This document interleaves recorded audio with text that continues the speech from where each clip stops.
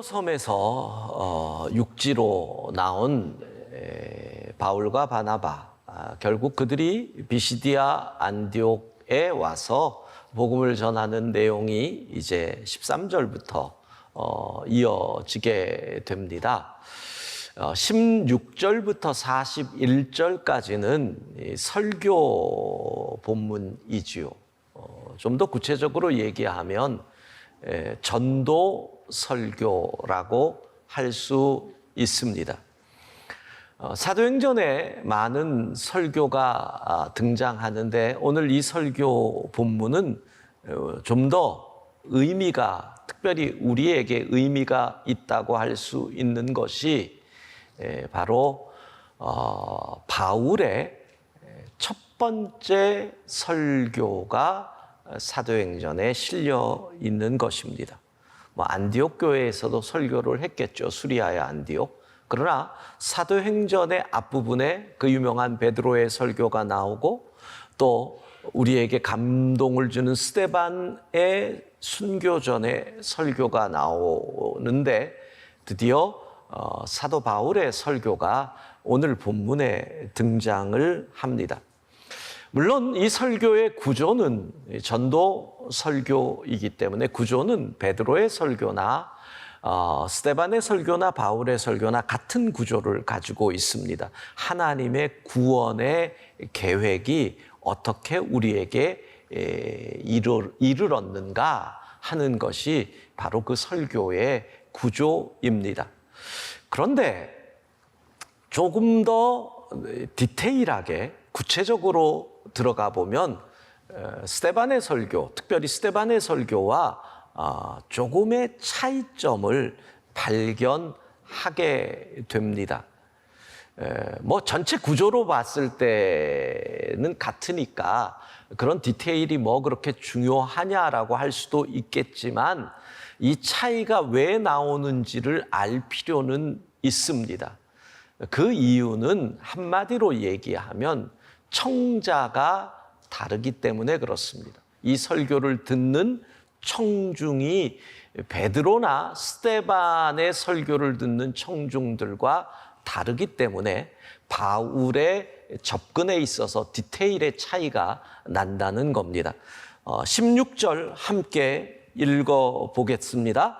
바울이 일어나 손짓하며 말하되 이스라엘 사람들과 및 하나님을 경외하는 사람들은 들으라. 우리말 성경을 보면 지금 안식일에 유대인의 회당에서 예배하는 사람들이 이스라엘 사람들, 하나님을 경외하는 사람들이 모였다.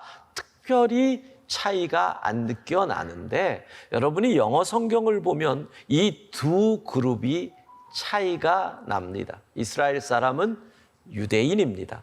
그런데 하나님을 경외하는 사람들은 정확하게 이방인이라고 특별히 영어 성경에 보면 표현이 되어 있습니다. 그러니까 유대인의 회당인데 유대인뿐만 아니라 이방 사람으로서 유대교인이 된 하나님을 경외하는 사람들이 그 가운데 있다라는 겁니다. 그러면 베드로가 예루살렘에서 설교를 할 때, 스데반이 예루살렘에서 설교를 할 때 그 설교를 듣던 청자들은 거의 100% 유대인입니다. 그런데 지금은 유대인뿐만 아니라 이방인들이 설교를 듣는 청자로서 자리하고 있다는 겁니다. 여러분, 이게 왜 중요하냐? 우리가 알다시피 비시디아 안디옥 저 13장 후반에 보면 여기서 바울의 선언이 나오지 않습니까? 나는 이제 이방인들을 향하여 간다. 유대인들은 더 이상 나하고 상관없다. 그렇기 때문에 이 설교를 그 디테일이 뭐냐 하면 스데반의 설교 같은 경우를 보더라도 사도행전 앞부분에 있는 우리 조상들, 이스라엘의 조상들의 이름과 그들의 일이 등장합니다. 아브라함, 요셉, 이와 같은 그러니까 하나님의 구원의 계획 가운데 우리의 조상들을 선택하신 이유들이 등장하고 그 구원의 계획이 또 모세와 다윗을 통해서 이루어져서 마침내 예수 그리스도를 통해서 완성됐다. 하나님의 구원의 계획의 흐름입니다. 그런데 이방인들은 뭐 아브라함이 무슨 상관입니까? 조상이. 요셉 무슨 상관입니까? 그러니까 굳이 그 조상들에 관한 이야기를 할 필요가 없다는 거죠. 물론 모세는 율법과 연관되기 때문에 이름이 나올 수밖에 없고 다윗은 예수 그리스도의 예표기 때문에 그 이름이 등장합니다. 그 외의 조상들의 이름을 생략하는 거죠. 왜? 이 설교를 듣는 이방인들의 비중이 점점 커지기 때문에 그들에게 중요한 것은 하나님의 구원의 계획을 이야기하는 거지 조상들의 이름을 굳이 이야기할 필요는 없었다는 겁니다. 즉 비시디아 안디옥 이곳에서 바울의 설교는 우리에게 알려주는 겁니다. 점점 바울은 이방인들에게 전도하기 위해서 그의 발걸음이 향하여지고 있다. 자, 이 설교문의 구조가 뭐라 그랬습니까? 하나님의 구원의 계획이라는 겁니다. 그러면 우리는 오늘 이 본문에서 이것을 찾아야 됩니다. 하나님의 구원의 계획의 핵심은 무엇일까? 유대인들에게는 아브라함과 이삭과 야곱과 요셉의 후손인 우리를 구원하시려는 하나님의 계획이 중요하지요. 그런데 온 인류를 구원하시려고 하는 하나님, 그런 관점에 있어서 지금 바울이 전하고자 하는 이 복음에 있어서 하나님의 구원의 계획의 핵심은 이겁니다. 은혜라는 겁니다. 여러분, 민족을 초월하는 하나님의 구원의 계획이 은혜입니다. 시대를 초월하는 하나님의 구원의 계획의 핵심이 은혜입니다. 문화를 초월하는 인류의 역사에서 어떤 면에 있어서 내가 노력하지 않고 내가 어떤 착한 행위를 하지 않고 내가 신을 기쁘게 하지 않고 아무런 자격이 없는데 전적인 하나님의 은혜로 내가 구원받는다라고 하는 기독교의 놀라운 구원의 메시지가 이제 우리에게 전파가 되는 겁니다. 여러분, 어떤 종교에도 없는 은혜, 구원의 핵심 메시지가 이제 우리 앞에 나온다는 겁니다. 자, 은혜 살펴봅시다. 17절입니다. 같이 읽습니다. 이 이스라엘 백성의 하나님이 우리 조상들을 택하시고 애굽 땅에서 나그네 된 그 백성을 높여 큰 권능으로 인도하여 내사. 우리는 17절과 다음 읽을 18절에서 하나님의 구원을 위한 행하심을 살펴보고 그것과 은혜의 관계를 살펴봅니다. 자, 하나님이 인류를 구원하시기 위해 어떤 일을 가장 먼저 하십니까? 오늘 본문은 정확히 얘기합니다. 첫 번째, 택하시고 택하셨다. 이게 은혜입니다. 여러분, 하나님이 선택하신 이스라엘의 조상들이 누굽니까? 애굽 땅에서 나그네 됐다. 좋은 말입니다. 정확한 표현은 뭐예요? 애굽 땅에서 노예 생활을 하던 우리 조상들. 노예. 신분이 비천합니다. 배움이 없는 무식함입니다. 성품?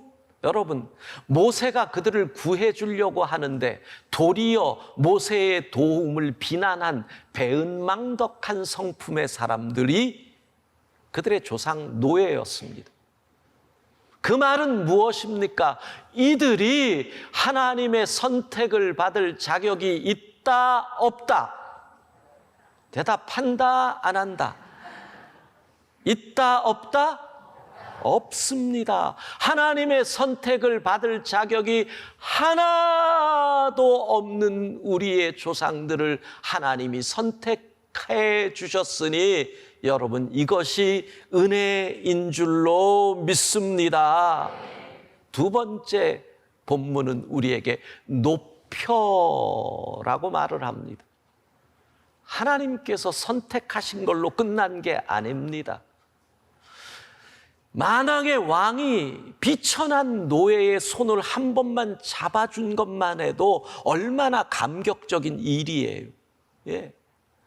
만약에 여러분이 좋아하고 너무너무 존경하는 어떤 사람이 여러분과 악수를 했다 그러면 별 난리가 날 겁니다. 나 이 손 안 씻을 거야. 난 이 손 영원히 뭐 보관할 거야. 이럴 겁니다. 하나님이 손잡아 선택하셨는데 거기서 끝낸 게 아니라 높여서 하나님 옆자리에 앉혀주신다. 여러분, 인간이 누구를 선택할 때는 언제나 또 다른 목적이 있는 겁니다. 인간은 자신의 이득과 욕심을 채우기 위해 선택하는 경우가 대부분입니다. 이득과 욕심 없이 선택하는 곳에는 은혜라는 말이 사용이 됩니다. 부모가 자식을 품는 것에 그래서 은혜라는 말을 쓰는 겁니다. 요즘 취직이 안 되니까 젊은 우리의 자녀들이 취업 문제로 고민을 많이 하잖아요. 그러다가 이 아이들이 취직을 하면 집안의 잔치 분위기가 일어나잖아요. 근데 정직하게, 정확하게, 엄밀하게 얘기해 보세요. 그 회사에서 우리의 자녀들에게 그냥 돈 주려고 직원으로 쓴 걸까요? 아니에요. 이득 욕심이 있는 거예요. 내 자녀에게 직원으로 쓰면서 100만 원을 준다는 것은 그 100만 원을 주고 300만 원, 400만 원의 이득을 얻기 위해서 그렇게 노동을 부려먹기 위해서 그렇게 해서 자녀를 쓰는 거예요. 모든 인간의 선택에는 욕심과 이득이 있어요. 그런데 하나님은 노예인 우리의 조상들을 선택하시고 높여주셔요. 어디까지? 제국의 왕인 바로가 무릎을 꿇는 거기까지 높여주셔요. 아무것도 우리가 그것을 위해 한 게 없어요. 요즘 같으면 불공정 시비가 일어날 거예요. 왜? 우리는 하나님의 선택을 받아 높아진 낙하산이거든요. 하나님께서 자격 없는 우리를 높여주셨기에 은혜인 줄로 믿습니다. 세 번째로 성경은 그 하나님의 은혜를 인도하여라고 표현을 합니다.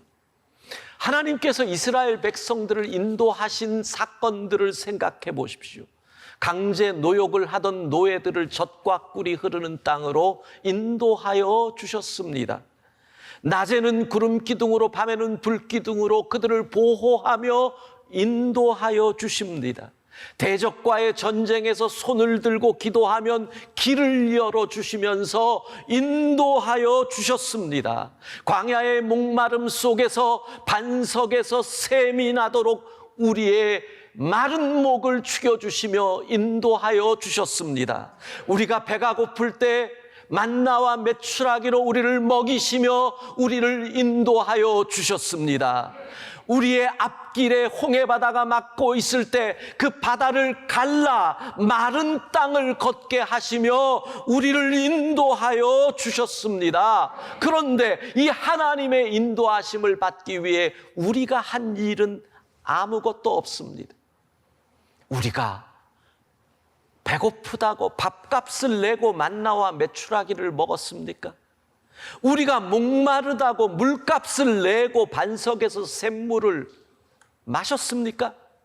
우리가 홍해바다를 건너기 위해 배값을 내고 바다를 건넜습니까? 아무것도 한 일 없는데 우리를 인도하여 주셨기에 하나님의 은혜인 줄로 믿습니다.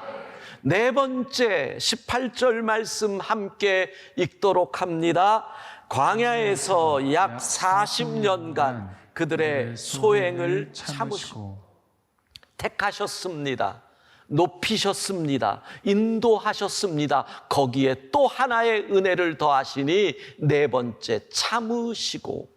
여러분, 이게 보통 은혜가 아닙니다. 자격 없는데 선택해 주셨죠. 능력 없는데 높여 주셨죠. 하는 일 없는데 인도해 주셨죠. 그러면 감사하고 입이 100개라도 찬양하며 살아야 되는데 우리는 불평합니다. 우리는 거기서 은혜를 잊어버리고 악을 행합니다. 내 능력인 줄 알고 교만하게 행합니다. 그러면 하나님께서 어떻게 해야 마땅해요? 우리를 내치셔야 마땅합니다. 내치지 않으시고 참으십니다. 징계로 다시 노예를 삼으셔야 하는데 하나님이 참아주십니다. 하나님이 참아주십니다. 은혜인 줄로 믿습니다. 참아주심. 그래서 우리가 자녀로 지금까지 있는 것 아닙니까? 예, 그렇습니다. 하나님이 택하시고 높이시고 인도하시고 참아주시고, 이게 은혜에 대한 설명이에요. 바깥에서 나가다가 저하고 손을 마주칠 때 제가 은혜는 그러면 택하시고 높이시고 인도하시고 참아주시고 이걸 하셔야 되는 거예요. 예? 은혜는 머리 나쁜 것은 죄가 아니에요. 괜찮아요. 예, 뭐 어떡하겠어요. 그렇게 만드셨는데. 예, 노력은 하셔야죠. 은혜는 예, 택하시고 높이시고 인도하시고 참아주시고, 그런데 그 은혜의 한계가 있으셨던 거죠. 이스라엘 백성들만을 향한 은혜, 한계가 있던 은혜였습니다. 짐승을 통해서 베푸신 은혜. 그래서 하나님께서 온 인류를 위하여 은혜를 베푸시고 하나의 희생으로 온 인류를 품어주실 수 있도록 완전한 은혜를, 완전한 구원을 위하여 베푸셨으니 그분이 예수 그리스도이십니다. 사도행전 13장 23절 같이 읽습니다. 하나님이 약속하신 대로 이 사람의 후손에서 이스라엘을 위하여 구주를 세우셨으니 곧 은혜라. 아멘. 하나님의 은혜의 절정입니다. 완전하신 은혜, 완전한 구원을 위한 하나님의 선물. 그래서 예수 그리스도를 이렇게 얘기합니다. 완전한 구원을 위해 베푸신 완전하신 은혜가 예수 그리스도이십니다. 지금 이렇게 하나님의 구원의 계획을 바울은 이야기합니다. 자, 여러분, 이렇게 바울의 전도 설교를 듣다 보니 우리의 마음에 어떤 생각이 듭니까? 이건 이스라엘 백성을 향한 이야기, 메시지만이 아니네. 이거는 나를 향하신 말씀이네. 내게 베푼 하나님의 은혜이네. 하나님이 나를 선택을 해 주십니다. 나는 아무런 자격이 없는데. 하나님이 나를 높여 주십니다. 왕 같은 제사장으로, 하나님의 아들로. 나는 아무런 능력이 없는데 하나님의 낙하산이 우리의, 세상의 관점으로 보면, 요즘 세상의 관점으로 보면 우리 모두는 불공정의 상징이에요. 우리가 한 게 아무것도 없어. 정말 한 게 아무것도 없는데 우리를 인도하여 주셔요. 거기다가 그러한 은혜를 입었는데도 불평하고 교만해요. 그런데 참아주셔요. 이미 세상의 법칙으로 하면 우리는 파양돼야 합니다. 하나님의 자녀로, 양자로 입었는데 우리의 죄값 때문에, 우리의 교만 때문에, 우리의 불평, 불만 때문에 양자의 자리에서 파양시켜서 다시 노예의 자리로 들어가야 마땅한데 하나님이 참아주시는 거죠. 그리고 우리에게 뭐라 그러셔요? 나는 너를 버릴 수가 없다. 너의 죄 때문에 내 아들이 이미 십자가를 지고 죽었는데 내가 너를 버리면 내 아들의 희생이 헛되진다. 너의 죄를 씻기기 위하여, 너를 용서하기 위하여, 너를 내 자녀로 삼기 위하여 내 아들이 십자가에서 모든 피를 흘렸는데 내가 너를 버리면 내 아들의 피가 헛되게 된다. 나는 참을 것이다. 나는 너를 버리지 않을 것이다. 사랑하는 성도 여러분, 택하시고 높이시고 인도하시고 참아주시는 주의 은혜가 있기에 우리가 이 자리에 있는 줄로 믿습니다. 코로나19, 우리가 전반기 6개월을 어떻게 보냈는지, 작년 2월부터 생각해 보면은 어떻게 시간을 보냈는지, 이제 전반기 6개월을 마무리하고 다음 주 후반기가 시작되는 맥추감사절입니다. 맥추절을 맞이하면서 우리가 할 수 있는 고백이 무엇입니까? 이 혼란의 시대를 살아가면서 우리가 할 수 있는 고백은 이거밖에 없습니다. 모든 것이 하나님의 은혜입니다. 여러분, 모든 것이 하나님의 은혜인 줄로 믿습니다. 은혜를 알면 고백하면 그 다음에 우리가 할 말은 딴 거 없습니다. 감사합니다. 은혜를 모르면 불평이 나오고 은혜를 알면 감사가 나오는 겁니다. 그러니까 은혜를 아는 사람은 그 은혜 가운데 거하다가 마지막 순간에 이런 고백을 합니다. 마치 바울이 고백한 것처럼 나의 나 된 것은 하나님의 은혜입니다. 바울이 뭘 그렇게 마지막에 화려했나요? 죄수로 살다가 순교하는 그 삶이, 감옥에 밥 먹듯이 들어가는 그 삶이, 쫓겨다니는 그 삶이 뭐 그리 화려했나요? 그러나 그는 은혜 가운데 있었기에 그렇게 고백하는 겁니다. 나의 나 된 것은 하나님의 은혜입니다.